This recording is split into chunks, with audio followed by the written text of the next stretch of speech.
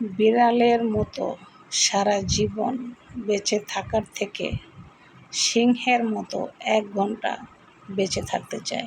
কেন জানেন?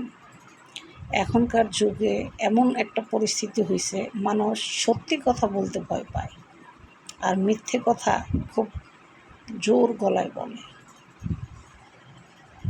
আর সত্য কথা বলতে ভয় পায়।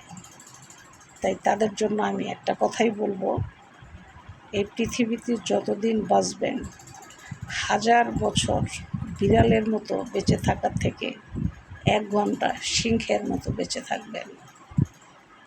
কারণ আল্লাহ বলছে কারো কাছে নত হব না, আমি আল্লাহর কাছে নত হব তুমি। কারণ সৃষ্টি আমি তোমাকে করেছি, মানুষ করে নাই। তাই আমরা আল্লাহকে ভয় করব, মানুষকে না।